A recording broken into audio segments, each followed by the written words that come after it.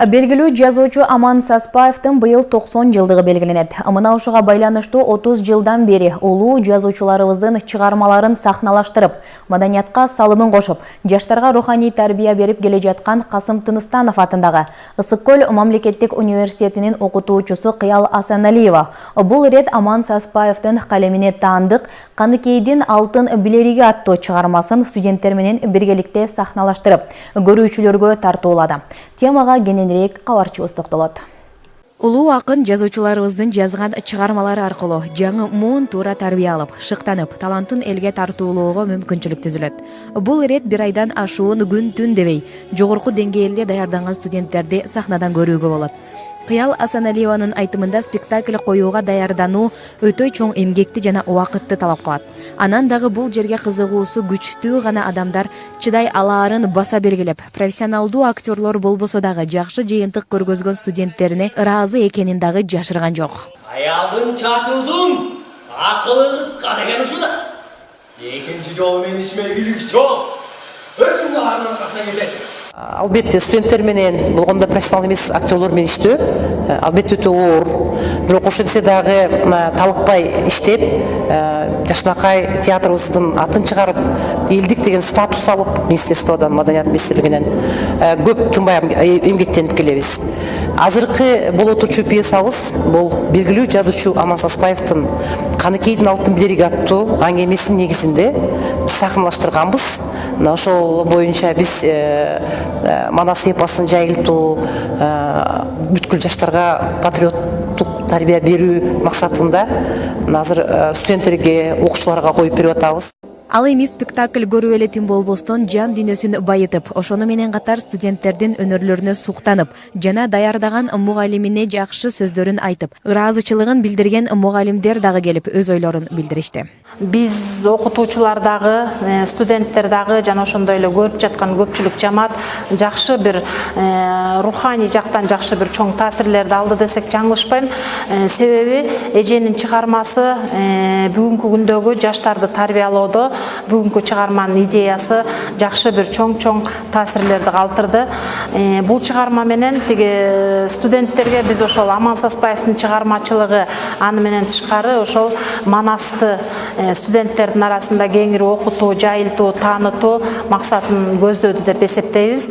Ошол жерде көрүп отурган студенттердин ар бири кызыгуу менен көрүп, жана кандай таасир алгандыгын өздөрүнөн уга алдык.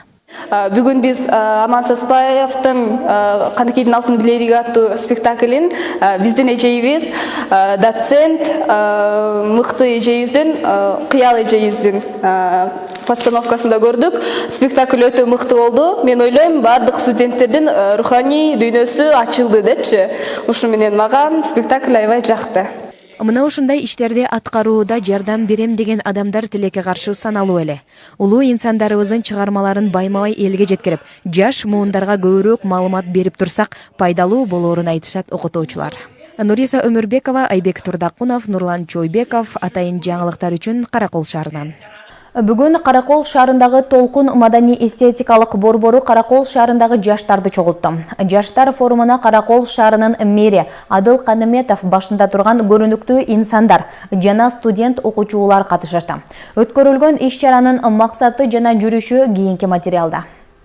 Ишкердикти өнүктүрүү жана жаштарга ишкердиктин жолдорун таанытуу максатында Каракол шаарында Аскар Салымбековдун бизнес мектеби ачылган.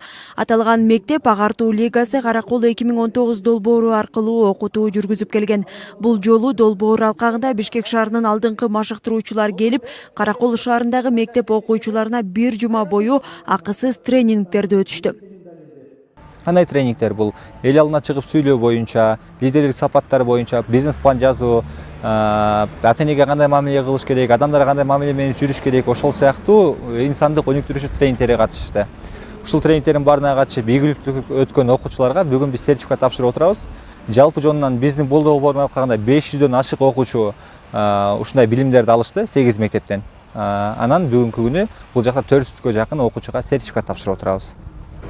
Ошондой эле бул долбоорго негизинен Бишкек шаарындагы Салымбековдун фонду өткөрүүгө жарандашты жана ошондой эле эң негизги биздин жарандашчубуз, уюштуруучубуз бул жакта биздин Каракол шаарынын мэриясы болду.